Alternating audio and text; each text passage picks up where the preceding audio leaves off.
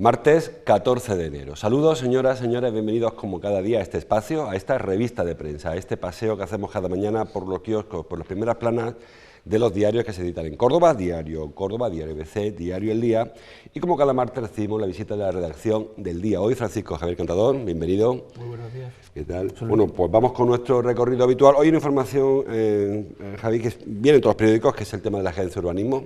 La presentación ayer de un borrador de cuentas está por aprobar, información que ha elaborado tú además, en el caso del Diario El Día, que vamos a repasar. Dice el Diario Córdoba, por ejemplo, por ahí lo tengo también, el Diario ABC. La Agencia de Urbanismo, sube sus inversiones por encima de los 15 millones de euros. El Diario El Día, Urbanismo prevé aumentar sus inversiones en un 58% durante 2020. Destaca dos cantidades, dos cifras, 800.000 euros para el Arenal, 705.000 euros para el Convento Regina. Muchas más cantidades, estas dos las más significativas. Bueno, en primer lugar, en números absolutos, parece una inversión muy importante, aumentar el doble prácticamente. Sí, bueno, en realidad las inversiones reales son 10,3 millones de euros, pero con los remanentes... Los remanentes llega a los 15... Llega a los 15 que publica ABC, porque yo publico 10,3. ¿Son las mismas cantidades? Son las mismas porque las 10,3 están en el presupuesto de 2020. Y como he dicho anteriormente, se llega a los 15 con los remanentes. Los remanentes son dinero que hay para actuaciones que ya se han empezado y que son de otros ejercicios, de otros presupuestos. ¿Plurianuales o algo que queda pendiente? Bueno, eso hace que el presupuesto de la Gerencia de Urbanismo de este año crezca... Esto lo publicado vosotros. Sí, crezca pues entre otras cosas hasta los 24,5% hasta los 20 millones de euros. Sí, hay actuaciones importantes. En principio, otra de las actuaciones importantes que se prevé es en la Ronda del Marrubiá, que se está haciendo... la antigua carretera esta de la Junta de Andalucía se está haciendo a demasiadas cuentas gotas, ¿no? Sí. Y bueno, hay dinero para las expropiaciones de la zona que se quiera ampliar y dinero para actuación, que supongo que la Ronda del Marrubiá todavía le quedan algo. Sí, pero el dinero de la actuación será, supongo yo, para acondicionamiento, para mobiliario, porque la obra es de la Junta de Andalucía. Sí, claro. Es para, supongo yo, para farolas, para acondicionar carril bici, algo que le corresponde. Y luego la expropiación de las casas militares, que es el gran tapón que tiene esa avenida, que, bueno, yo hace décadas que oigo hablar de la ampliación y el obstáculo siempre de unos vecinos que no querían irse de allí. Recuerden que primero se consiguió el cuartel de Lepanto, luego quedó el obstáculo de las casas del Coronel, que se le llamaba en su día, que ahora por supuesto no vive ningún militar allí, y que se está haciendo un obstáculo. Luego hay unas partidas curiosas, por ejemplo, el Convento de Regina, que se va a destinar un dinero importante, 700 y pico mil euros, pero no se sabe para qué todavía. No, para uso cultural, ¿pero de qué? ¿De qué? Porque allí iba a ir el Museo Cofrade y iba a ir el otro museo de las tres culturas que el PSOE... Museo Cofrade, era en la etapa de Nieto. Sí. Cuando llegó Pedro García se convirtió en Museo de las Tres Culturas y luego se quedó en que ni para ti ni para mí. Es que aparte del Museo Cofrade iba otro recinto cultural ahí, no era solamente el Museo Cofrade, eran dos recintos. Luego cuando llegó Pedro García, pues tumbó el Museo Cofrade y se quería hacer otro tipo de actuación, pero es que esta obra pertenece al plan de grandes ciudades, que por suerte... Plan turístico de grandes ciudades, que por suerte de desgracia va demasiado lento, ¿no? Es una segunda fase de la obra y como ha dicho bien, no se sabe todavía para qué, ¿no? Luego hay un proyecto de sombra en el viaducto de Los Aletros, ¿verdad? Porque hay otro proyecto de sombra en el puente de San Rafael. Pero ese no se contempla aquí. No aparece en el presupuesto, y sin embargo sí que aparece este, que yo no sabía que tenía previsión de hacerse. Ni yo tampoco, y hay actuaciones aquí pues que Curiosamente, también se va a actuar en los parques del Canal, el parque de la Somadilla. Hubo un compromiso, si recuerdan, hace unos días cuando se presentó el plan estratégico, habló el alcalde de la Ciudad Verde, y es un reflejo importante la gerencia con varios millones de euros. 2,5 millones de euros para actuaciones en distintos parques, el de Levante, el Patriarca, del Canal y en la zona de la Somadilla. Incluso se puede incluir ahí la zona de Costanilla, sí, que se va a liberar un espacio en la zona de Costanilla San Agustín. Sí. Que bueno, en principio tampoco se sabe qué va a haber en ese espacio, es una libre, dicen, ¿no? Igual también hay un jardincito, hay algún espacio... Y también en el cementerio de San Rafael hay 600.000 euros para zona verde. Ajá. Supongo que será la zona en la que suelen aparcar los coches por allí, por aquella zona, que ya en su momento, supongo, porque claro, no se especifica, no se especifica. Ya en su momento la extinta UCOR, Unión Cordobesa, reclamó en el antiguo, o sea, en la anterior corporación, que se le diera una solución a esa zona, que es que realmente es insoluble cuando llueve demasiado, ¿no? Sí. Se forma un barrizal allí impresionante, ¿no? Efectivamente. También hay una partida para la ampliación de la carretera de Trasierra. Sí.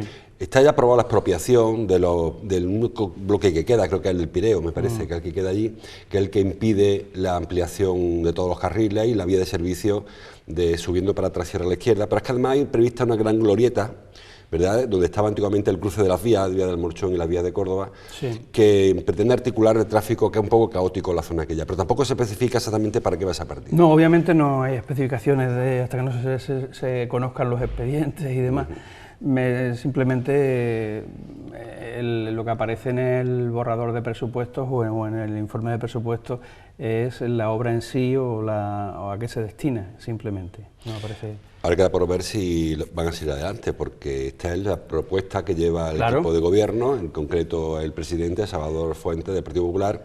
Cuenta con los votos, lógicamente, de su socio de gobierno, de Ciudadanos, pero del resto ni se sabe ni hasta ahora. Necesita Vox, o la abstención. O la abstención del resto, de alguno de ellos. Pero vamos, yo no creo que, bueno, no sé, no te voy a decir, porque esto se lleva a Consejo Rector mañana y supongo que, no lo sé, si algún grupo político saldrá a escena a dar alguna rueda de prensa sobre el asunto, a posicionarse, no lo sé. Hay que recordar que los presupuestos de Incorsa se quedaron paralizados porque Vox no acabó votando en contra. También decía que era una discrepancia quizás más de forma que de fondo, pero la cosa es que votó en contra y bloqueó esos presupuestos. Hay que recordar también que sin presupuestos de las empresas públicas no hay presupuesto de ayuntamiento, porque lo que se llama el consolidado, que incluye la empresa matriz, la casa matriz, ayuntamiento más las empresas públicas, está a expensas de que cada una de las empresas públicas apruebe sus presupuestos. Es decir, que seguimos acumulando retrasos. Sí, bueno, también se esperaba que los presupuestos estuviesen ya prácticamente medio finiquitados, o sea, medio, vamos, para ya tener el pleno correspondiente, y ahí andan, un poco atascados. Lo que sí es llamativo, por ejemplo, también del presupuesto de inversiones de la gerencia, o de las inversiones recogidas en el presupuesto, es esa mejora de la eficiencia energética. Que es casi la más grande de la partida. Que se lleva 900.000 euros, allí de la sede de la GMU, de la Gerencia Municipal de Urbanismo, que como supongo que sabe quién nos está escuchando, está en la avenida Medina Zahara. Antiguo cuartel de artillería. De la avenida Medina Zahara, sí. Y es un edificio antiguo que no se adaptó convenientemente en su época y los trabajadores hablan efectivamente de los problemas que tienen energéticos, tanto de calefacción como de refrigeración. Otra parte importante, lo digo porque como en el tema político se ha hablado tanto de licencias, de atascos en la gerencia, de problemas de personal y tal, y de la no reposición de las plazas que se iban perdiendo y tal, es que se dedica un 5,8% más de dinero a personal.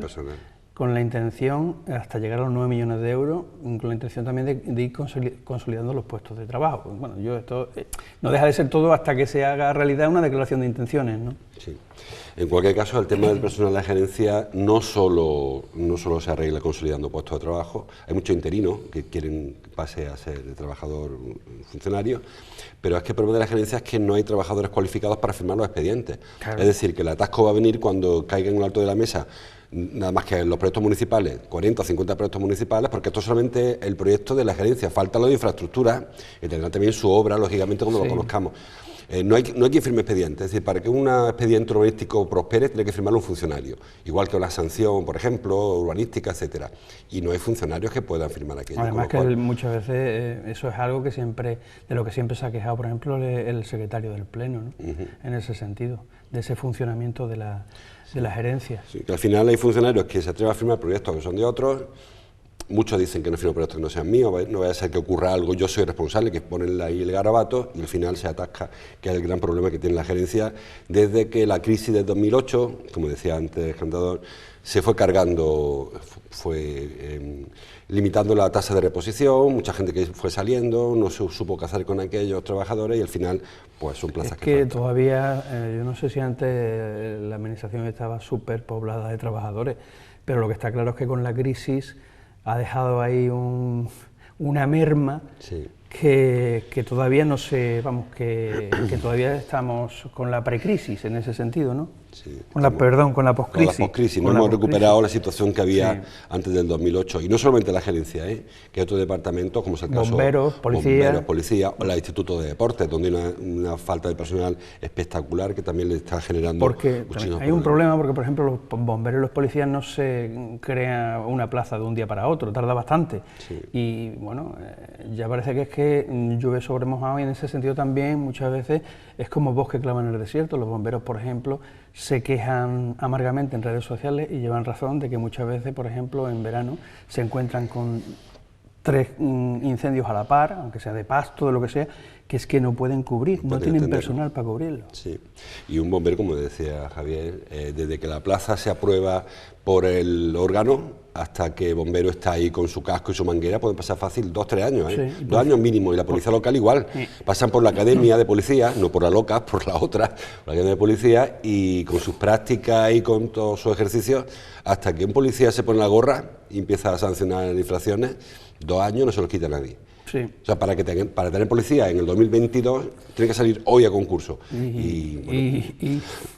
Bueno, y eso, y que todo vaya bien, que no se recurran las bases, que no haya ningún problema en el concurso, etcétera, etcétera. Bueno, pues un avance del presupuesto, vamos viéndolo con cuentagotas, hemos estado viendo alguno que sí que ha sido adelante, creo que el de Sadeco salió, sí. El de Maxa creo que también salió adelante, Vincorsa se quedó en el tintero, se van aprobando las cuentas de las empresas municipales, falta el de la empresa matriz que decía yo, del ayuntamiento, también se ha ido dando alguna pincelada, que nos faltan los números gruesos. Sí, todavía estamos en pañales en ese sentido. Sí. Todavía están coleando las ordenanzas, o sea que, sí. Aunque aprobadas... Sí. Muchas veces cuando los gobiernos son de coalición hay que hacer un reparto interno entre formaciones, ya lo sufrimos también, digo sufrimos con todas las letras, en la etapa de PSOE Izquierda Unida, donde cada uno intentaba llevarse para lo suyo, lógicamente, una parte importante del pastel porque es lo que le permite desarrollar programas. Claro, sí. Si te dan un área y no tienes presupuesto en el área, pues difícilmente puedes resolverlo. En la anterior corporación, el responsable de Hacienda estaba en Izquierda Unida, que era Alba Dobla, en este caso sí que está en el partido mayoritario, pero aún así no está siendo un reparto fácil de fondos. No, no lo es. Además, yo es que creo que bueno, los gobiernos de coalición ocurren esas cosas.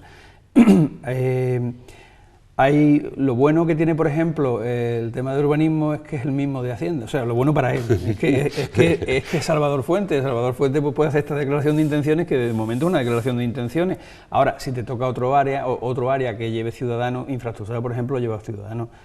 O turismo, por ejemplo. Turismo. Tampoco hay en el aire muchos proyectos de estos que van de año para año consolidados. Habrá este año, no habrá. Turismo, que precisamente es el área más criticada por la oposición. No debemos olvidar tampoco que el turismo prácticamente de lo que es el sector primario, sí. Bueno, el sector primario entre comillas, sí, de Córdoba. El sector terciario, pero que es el primero. Y bueno, sí, el turismo sigue siendo una incógnita, el Intur sigue siendo una incógnita. Ya has visto el follón que se ha montado con la oposición con el tema de Fitur, que la oposición se levanta, curiosamente Vox se alió con, que ya decía Pablo Badanelli, que mira, que tiene que ser algo muy gordo para que yo me siente aquí en la mesa con los 3 partidos de la oposición de izquierda, para denunciar que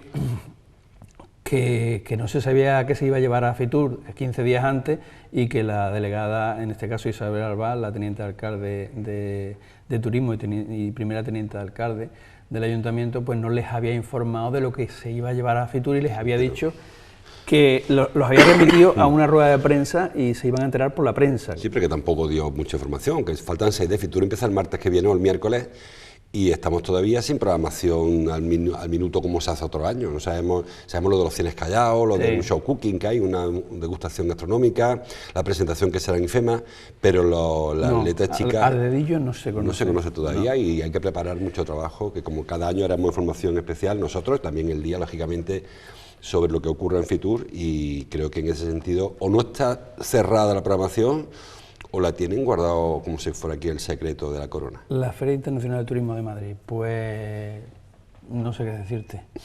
No sé qué decirte porque... Creo que algo faltará. Porque cuando se le pregunta a la responsable del INTUR, ella dice que va a ser lo mejor para los cordobeses y las cordobesas. Pues confiaremos en Isabel Albá, en este caso, en el gobierno Ayuntamiento de Córdoba, que este año, por cierto, van de la mano Ayuntamiento, Diputación y Junta de Andalucía, a pesar de que no hay coincidencia política, porque la Diputación, como saben, gobierna PSOE fundamentalmente con apoyo de Izquierda Unida, pero sí que ha habido en ese sentido consenso. Sí, en eso ha habido consenso. Además, también ella habla de que por primera vez van a ir de la mano de todas las denominaciones de origen de... Bueno, la denominación de origen y otros años, pero vamos, que van a ir todos de la mano allá a Fitur. Sí. Por cierto, hablando de denominación de origen, aprovechamos que en Fitur hay un acto gastronómico. Ayer conocimos que el aceite de Jaén está planteando una única marca para todo el aceite de Jaén. Y aquí seguimos con 4 denominaciones de origen por nuestro aceite, entre Priego, Cardeña, el de la Sierra. Es que en Córdoba somos así. Pero también te digo una cosa, yo supongo que si yo fuera de una denominación de origen de Priego o de Baena no sabría qué hacer, porque si por algo se distinguen los aceites de Priego internacionalmente es porque creo que son de los más premiados a nivel mundial. No sé si a Priego le conviene ir con Baena o buscar otro tipo de hacer más. Lo que pasa es, Javier, que cuando tú intentas vender aceite en China, es más fácil vender aceite de Córdoba que aceite de Baena. Obviamente. Y recuerden que el jamón de Jabugo ya no se llama jamón de Jabugo, se llama jamón de Huelva, porque han entendido que es más fácil vender Huelva que Jabugo. Sí, internacionalmente sí es cierto. Estamos haciendo marcas y sin embargo... Sí, claro. La marca Córdoba, obviamente, si tú vendes que Córdoba es la competidora a nivel nacional y sin apuras internacional y mundial de Jaén, pues obviamente sí. Si me lo vendes así, sí. A ver qué vendemos en Fitur, y a lo mejor hay que vender también la marca Córdoba, como ha ocurrido en otras provincias, y empezar a unar denominaciones de origen, que tenemos muchísimas provincias de Córdoba, y ahora hay que enseñar al consumidor Cornachuelos es Córdoba, y que Montilla Moriles es Córdoba, y que la Baena es Córdoba, y el queso de Suero es Córdoba, y creo que estamos un poco ahí... Sí, un poco dispersos. Claro, dispersos, y al final haciendo cada una guerra por su cuenta, que creo que en un mercado tan global, donde queremos vender aceite en China, y jamón en China, y queso en Estados Unidos, va a ser complicado. Vamos, yo creo que como no sea de otra manera, a lo mejor la consejería tendría... En ese sentido sí es cierto. Tendría que hacer alguna... En ese sentido sí es cierto. Vamos a los periódicos. El diario Córdoba trae en su portada: el aeropuerto podrá contar con vuelos nocturnos a demanda desde febrero. También dice que la cifra de usuarios del aeródromo crece un 29% hasta los 10.642, que por mucho que crezca son 10.000, que creo que cualquier frente día... Frente a los 3,7 millones de andaluces que suma Andalucía. Fundamentalmente Málaga, fundamentalmente que es la que más aporta, y Sevilla, pero claro, es una cifra totalmente ridícula. Yo leí un titular esta mañana y decía, bueno, ¿para qué queremos vuelos nocturnos si no tenemos vuelos diurnos? Me parece que vamos a empezar... Pues muy fácil, porque hay una empresa finlandesa que se dedica a dar clases de vuelos nocturnos y que se tiene que ir fuera de Córdoba a darlos. Ese es el quid de la cuestión. Se abre por eso. Se abre esa posibilidad por eso, porque hay una empresa finlandesa que da aquí clases de vuelos nocturnos a pilotos y que para hacer las prácticas se tiene que ir fuera de Córdoba. Ahora mismo el aeropuerto de Córdoba se abre en invierno de 9 de la mañana a 5:30 de la tarde y en verano de 9 de la mañana a 8 de la tarde. Hasta que anochece, claro. Claro, eso es lo que tiene por parte de AENA, ordenado. Sí, porque el aeropuerto de Córdoba, por muchas vueltas que les demos, por mucho crecimiento que veamos en cifras relativas, un 30% relativo, una locura si fuera Málaga, en Córdoba ridículo, es subir 2.000, 3.000 personas, que eso se hace en Málaga en rato, en 10 minutos ya tiene esas personas viajando. Digo que al final va a haber que buscar otro uso, por muchas vueltas que le demos, por mucho Fitur que tengamos, hay que utilizar el aeropuerto para este tipo de fines, para las escuelas de aviación, para los hangares de invierno que se habló en su día, para talleres de reparación, para mercancías, ligándolo a la cercana estación de mercancías de Liguerón. Hombre, pero seguimos dando la vuelta intentando traer aquí líneas. Sí, bueno, seguimos con el tema de los pasajeros. Y es que ya hace ya muchos años que se habla de lo mismo y que no se, vamos, que no llega a buen puerto, nunca mejor dicho. Pero lo que sí está claro es que, bueno, se está hablando de la Córdoba logística, ¿no? Fundamentalmente eso es por tren, o sea, el avión supongo que ayudará a algo, ¿no? Yo hablo más que nada por el tema de mercancías, porque sí, por apostar, incluso. Claro, por apostar por un determinado sistema, porque o sea, el tema de los pasajeros, la gente se va a Sevilla o a Málaga, Málaga en verano. Y se acabó, o sea, sí. Lo tienen con la autovía, está ahí al lado y la gente prefiere eso. Yo no sé, no soy experto en la materia, no sé qué habría que hacer para conseguir que Córdoba compitiera con Sevilla y Málaga a ese nivel. Sí, yo como mucho se me ocurre que fuese un aeropuerto auxiliar, sin un tipo de complejos. Siempre lo comentamos, cuando uno aterriza en Londres tiene 4 o 5 aeropuertos, hay aeropuertos a los que aterriza que están más lejos que Córdoba de Sevilla, sí. Y no lo sabes, tú llegas allí, te sueltan en Luton o Newton, y cuando mira el mapa dice, pero ¿dónde me han llevado estas criaturas con un avión si me han mandado a Cuenca, ¿no? Entonces creo que a lo mejor ese papel también de aeropuerto auxiliar para cuando se colapsa Málaga o Sevilla, en las fechas puntuales, sobre todo en verano, pues no hay que renunciar a eso y bueno, creo que con mucha dignidad se puede ser aeropuerto auxiliar si queremos pasajeros, pero competir realmente con Sevilla o Málaga... Eso es imposible. Yo creo que estamos también desperdiciando dinero público. Cosas que no llevan a ningún sitio. Más cosas. Dice el diario El Día en su portada hoy, los colectivos de personas discapacitadas crean COCENFE, que es una confederación, una federación, si quieren, incluye federaciones y asociaciones, vale, confederación de asociaciones, pues eso, discapacitadas, de funcionales en general, ¿no? Y también físicas. Sí, de varios municipios de la provincia. Sí, de hecho el presidente Antonio Pérez, de Aguilar de la Frontera, Antonio Pérez Campos, de Aguilar de la Frontera. Bueno, está claro, hablamos antes de lo de la denominación de origen, salvando por supuesto la distancia. Hay que desatomizar en los sectores, porque está claro que una asociación con 20 o 30 usuarios no tiene ninguna fuerza para sentarse en foros. Yo creo que la Unión hace la fuerza. 2.200 integrantes dicen que suman. En toda la provincia, o sea, y más que habrá. La Unión hace la fuerza y más en colectivos discapacitados que tan difícil lo tienen en todos los aspectos, ¿no? Incluso para sus familias estas asociaciones pues prestan todo tipo de ayuda. Tanto de asesoramiento como a la hora de, no sé, de conseguir algún tipo de ayuda y sobre todo de integrar al discapacitado, ¿no? Que muchas veces no lo vemos, pero el discapacitado juega en desventaja en la sociedad, ¿no? Entonces, ya digo, hay asociaciones, está FEPAMI, está PRODE, que está también una federación, que a su vez incluye muchas asociaciones. Claro, que están haciendo una labor fundamental en la vida de Córdoba, ¿no?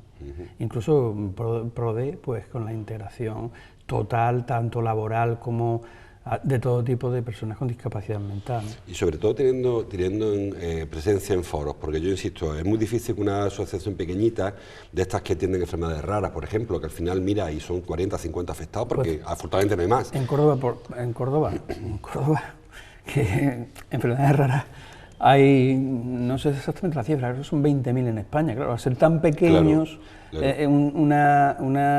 Vamos, al ser algo que afecta a poca gente, pues poca preocupación levanta en el resto de la sociedad. Y poca presencia en los foros, que insisto, claro. Es fundamental acudir a congresos, acudir a reuniones con las consejerías, con los ministerios. Cuando tú representas a 20, lógicamente a ti te preocupa mucho, a todo el mundo le duele mucho su meñique, pero hay que entender que hay dolores mayores cuando se atiende, pues no sé, a grandes asociaciones, hablamos del cáncer, del riñón, donde hay muchísimos millones de afectados, ¿no? Entonces, por eso es importante estas presencias. En estos casos es importante la unión, como te he dicho, la unión hace la fuerza porque así te van a escuchar. Es decir, yo a mí, por ejemplo, el tema de las personas con enfermedades raras, que hay una asociación aquí, sí.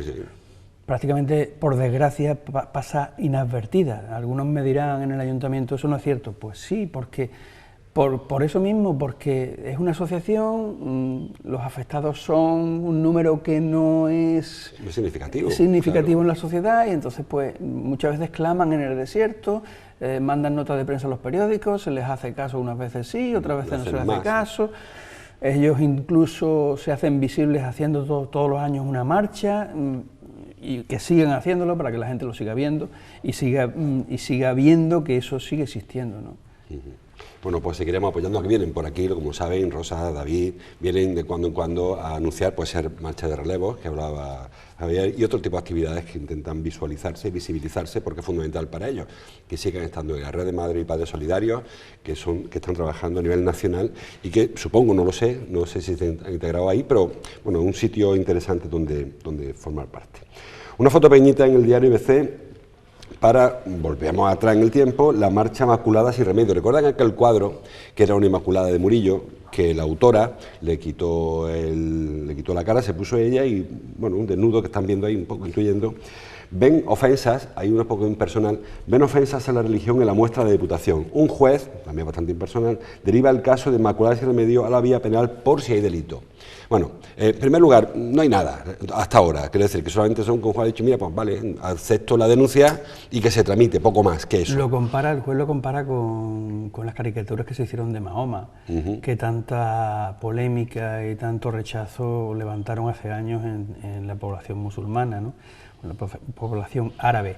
E incluso insiste en que no se ha tenido en cuenta ni siquiera por parte de la Diputación el daño que se le podía hacer o la ofensa que se le podía hacer a las personas que sienten la religión católica, ¿no? Sí, pasa que hay una diferencia importante, entiendo yo. Esto es una muestra que estaba en una galería de la Diputación, la galería de Presidencia, arriba de la Diputación, había que ir a verlo, no te lo encuentras, no es como en las caricaturas de la revista aquella, Charlie Hebdo, creo que era, que aparece en los kioscos, están puestos ahí, que están a la venta, está de distribución por internet, esto había que ir a verla, de hecho le ha dado mucha más fama a esta exposición el hecho de aquel individuo que llegó y rajó la obra, que lo que habitualmente hay, tú vas por la Diputación de cuando en cuando, casi a diario, y ahí nunca nadie viendo cuadros. No. Ahora, esta exposición, cuando se inaugura. Como se inaugura, sí que van los amigos del autor, pero esta exposición estaba llena hasta que decidieron descolgar este cuadro para repararlo presuntamente. Quiero decir con esto que a lo mejor también hay que medir a quién se ofende o quién se ofende. Y luego, en segundo lugar, insistía la autora de la obra que, bueno, no ofende quien puede, sino quien quiere. Y que en este caso ella lo que fue un juego, que era ella la que estaba retratada, que no era en ningún caso la Virgen, como la acusó en su día en los grupos de la oposición, Vox, fundamentalmente también el Partido Popular y algunas personas de otro particular, y que este caso, pues un caso de libertad de expresión. Eso, lo que habría que preguntarse es hasta dónde llega la línea de la libertad de expresión, o sea, de que tú te puedes expresar o no te puedes expresar. No sé. En cualquier caso, repito que lo que el juez dice, ven ofensa, no sé quién ha visto la ofensa, porque el juez lo que ha hecho ha sido aceptar la denuncia y tramitarla, pero no, el juez no ha dicho que había una ofensa. Es cierto que si no hubiera nada lo hubiera archivado directamente, pero que ese ven ofensa me parece demasiado impersonal como para titular. Con todo mi respeto, las opiniones de los jueces a veces son impersonales, ¿no? Lo digo por las interpretaciones que se hacen. Hombre, yo no soy, jurista, ¿no? Podría jugador número tal de Córdoba, había una ofensa, ven ofensa, alguien la ha visto, ¿no? Te lo digo porque está pasando un poco también, y yo no quiero entrar a darle la razón o no dársela de la razón, con el tema de los nombramientos de las calles aquí en Córdoba.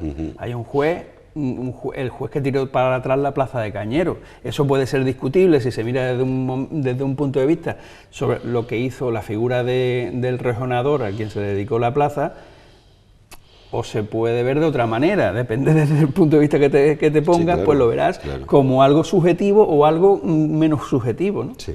Esto es todo muy subjetivo, lo hemos hablado muchas veces. En Córdoba hay grupos que defienden a Cañero, y esos mismos grupos luego dicen que hablar bien de ETA hace apología del terrorismo, y a lo mejor yo no sé cuánta gente mató a alguien, o otra gente mató a otro alguien. Como sea un lío muy gordo y tal, vamos a dejarlo ahí, por eso te lo digo, ¿no? Y que cada cual decida para sí mismo interiormente qué es apología de la violencia, del terrorismo, de un golpe de Estado, etcétera, etcétera, y que luego haya los jueces porque luego estos juicios tienen muchos pasos, muchos trámites, y lo que se aprueba en primera instancia luego se resuelve en la audiencia, y si no en el Constitucional o donde llegue, si son derechos fundamentales, en el Supremo, etcétera, etcétera. El primer paso es que se ha metido a trámite esta denuncia, y no sé si qué recorrido tendrá. Y para terminar, ya casi fuera de hora, Una foto en el diario Córdoba para José Luis Navarro, para la leyenda del Córdoba que falleció ayer, como ya saben. Titula el diario Córdoba: muere Navarro, leyenda viva del Córdoba y jugador que más veces vistió la camiseta blanquiverde. Más de 300. Más de 300, sí. Estuvo los 8 años, esos que estuvo en la década de los 60, el Córdoba en primera, él estuvo en primera. Estuvo en primera. Navarro no era cordobés, es madrileño. No. Creo que era de Aranjuez. De Aranjuez, ¿no? Sí. Pero bueno, se considera cordobés y un cordobés muy cordobesista. Sí, además le habían puesto su asiento con su nombre en el Arcángel, ¿no? Sí, una gran leyenda del club que se va a los 80 y parece ser que los 83 años, no está muy claro, porque en un sitio dice que nació en el 36, en otros que nació en otro año cercano, ¿no? Y quizás pues una de las mayores leyendas, más que nada por eso, empezó en el Córdoba en tercera división, empezó y llegó a primera. Llegó con el equipo a primera división y ahí jugó y también bajó con el equipo, sí. De una larga carrera en Córdoba muy dilatada y como decía Javier, tiene su asiento, le pusieron junto a Queco, ¿verdad? Sí. Cuando hicieron homenaje a Queco por ser autor del himno, como bien saben, del Córdoba, pues dieron su camiseta con su silla para ellos, para Manuel Ruiz, para Queco y para José Luis Navarro. Así que nos sumamos al dolor de la familia, a los amigos. Hoy un acto de homenaje en el Arcángel, un acto extraño, se anunció en redes sociales, pero uno se ha convocado. No sabemos si es que quieren hacerlo íntimo, no creo, porque si en el Arcángel se supone que sería un homenaje, ¿no? Será un homenaje. Y luego, como saben, el sepelio hoy también, de los restos fúnebres de José Luis Navarro, y como le digo, nos sumamos. Tendrán información, amplia información en el informativo hoy, el de Raúl Díaz, sobre este triste hecho. Bueno, pues queda poca cosa. Dice el diario El Día que baja las temperaturas. Hoy es un poco menos de frío que ayer. Ayer fue... ¿Y que va a llover el fin de semana? Y que va a llover, parece, a partir del viernes, sábado, y eso también... Y ayer nos preguntábamos, cuando se elaboró esa información, nos preguntábamos, ¿nevará? Porque cuando hace... Lo que pasa es que parece ser que van a subir un poquito las temperaturas en el fin de semana. Porque es que normalmente durante esta época, si hace frío y llueve, lógicamente los primeros síntomas de nevada empiezan en la subbética. Sí, recuerden que hace unos días hizo 10 años de la gran nevada de Córdoba, que fue a mediados de enero. Sí. Siempre se piensa en el frío de diciembre, la blanca Navidad, pero en Córdoba el frío viene a final de enero, a principios de febrero, en la época de mayor frío. Te puedo decir que en los Pedroches no se conocían nevadas grandes, estoy hablando de los años 80. Y el 9 de febrero del 83 cayó una nevada impresionante, quiero decir que... Siberia. Claro, fue febrero. Fue febrero, o sea, sí. Y hace esta gran nevada que cubrió de blanco los tejados, que tenemos estas fotos en casa de la mezquita con los tejados blancos y del puente y tal, fue creo que recordar el 8 de enero o el 10 de enero, fue justo después de la Navidad. Bueno, pues hasta aquí llegamos. Gracias, Javier, como cada día que verás por aquí, a ver si te vemos más. Gracias a vosotros siempre. Y gracias a ustedes por estar ahí. Mañana, miércoles, seguimos leyendo la prensa. Hasta entonces, gracias por su atención.